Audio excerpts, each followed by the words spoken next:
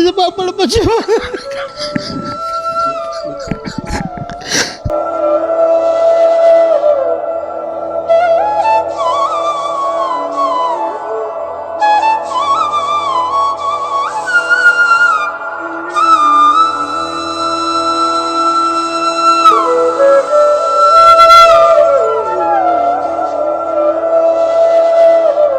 دغه خلکو ته دا وینا د پیغام دی چې لکه ځان وساتي او دا غلط کار ونه کړي. غلطي د انسان نه کېږي، زموږ نه غلطي شوې ده، موږ پرې ډېر سخت خفه یو.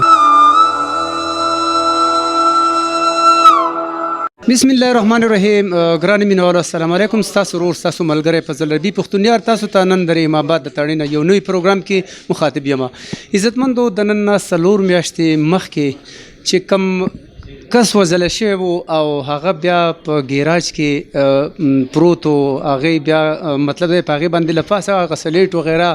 باجرې هغه کار یې پې وکړو جي. 4 میاشتې بعد هغه پروګرام چې دی جي هغه مخې ته راوړل شو او هغه د رحیم آباد تاڼې ایسیچو چې دی کم ډي سي چې دی کم د سوار ډي بي او چې دی هغې کامیابه کاروایي وکړه او هغه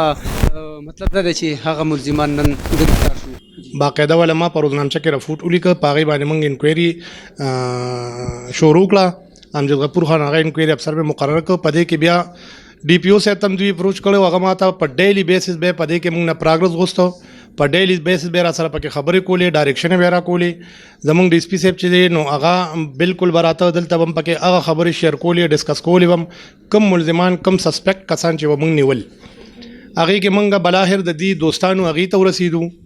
هغه دوستان هم باریکبینۍ سره انټاروګیټ کړل چې هغوی بیا انکشاف وکړو چې دغه شان موږ په دغه ورځ باندې په کم ورځ باندې چې دی روک شوی دی تقریبا 9-10 تاریخ د 3 میاشت هم په دغه شپه د شپې په دغه دکان کې د عرفان سره په 1000 روپۍ کرای باندې و.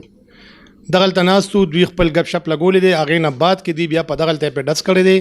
هغه دکان یې مات کړی دی. هغې کې لاندې کند اوښ کړه، په هغې کې لاندې بیا په دیوال یې کنولې بیسمنټ و. هغه بیسمنټ کې دله کودای کړی ده او په هغې کې دی دفن کړی د پاسه پې غټې ګټان د خښته ایښې وي.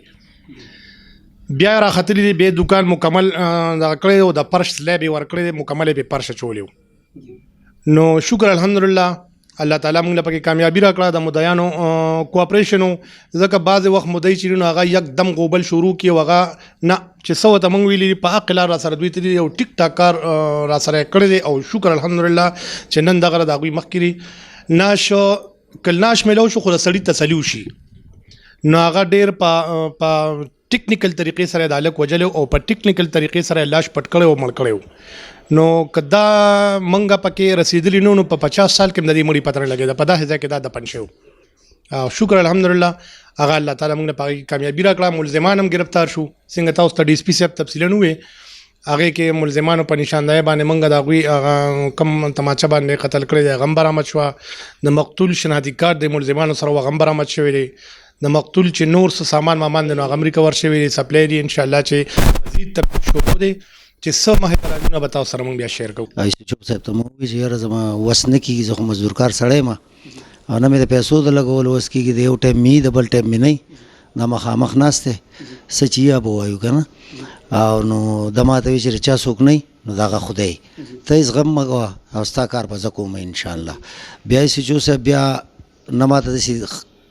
دغه خبره کړې چې یا ته ولې تبلیغ لدلې یا زوی دې ورک شو، ستغه خبره ما ته ایسیچو صاحب نه دی کړې. ما ته یې دا ویلي چې بهی ته خپل لمونځ اودس کوه، د الله نه مدد غواړه او تهجد کوه او سوالونه کوه او موږ به خپل کار کوو. د هغې نه بعد بیا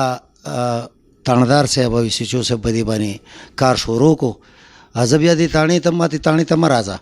کله ناکله به زه رالم چې داسې څوک په دوره ټینګ کړو چې دا ته پېژنې یا که نه دغه خبرې له به زه رالم. زه بیا ترې نور نه یم خبر شوی. او بیا چې کله دو دغه برآمد کړو د شپې زما د ماما زوی ته ټلیفون وکړو چې ته راشه او ځان نه ورسوه، د ما ته ټلیفون وکړو چې وایي ته راوځه انشاءالله خبره سر ته ورسېده. چې زه رالم نو ایسیچو صاحب ما ته ووایي چې د زوی مبارک شه، الله پاک ته قاتلان برآمد شوي دي. چې موږ راپورټ وکړو چې دا ما دا خورای دی چې معامله دی ورک دی نو د په هغه وخت باندې موږ سره ښه پوره اکشن اخیستی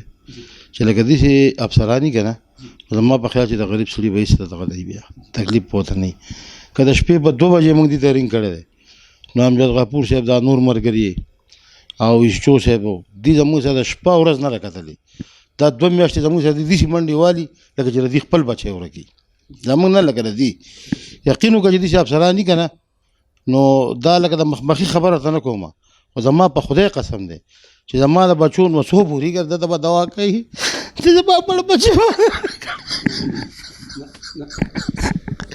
ته به داسې ځای کې ورمنډلو په داسې ځای کې چې دا په 1000 کاله کې چا نه شو مونتی په 1000 کاله کې په 1000 کاله کې دا دغه ځای کې چا نه شو مونتی او دا شکر الحمدلله د ختمونو برکتو د دواګانې او ایسچو صاحب او امجد غفور صاحب او دا نور ملګري دي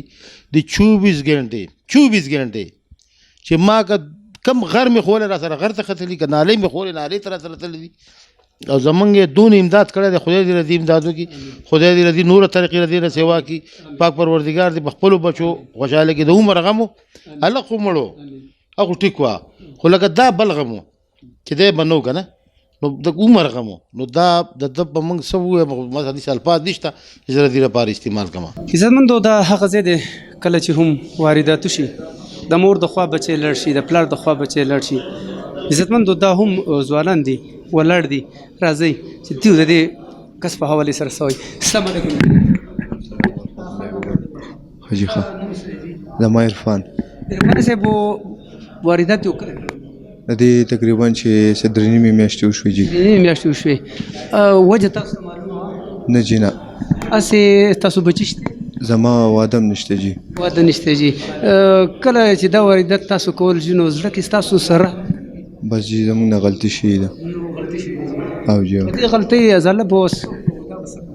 پلار نه داسې د خوا بچي جي غلطي شوې ده بس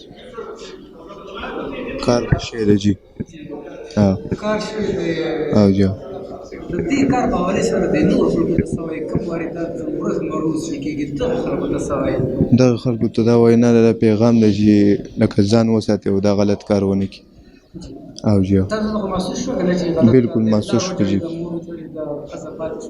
او جي بالکل ډېر تکلیف درلود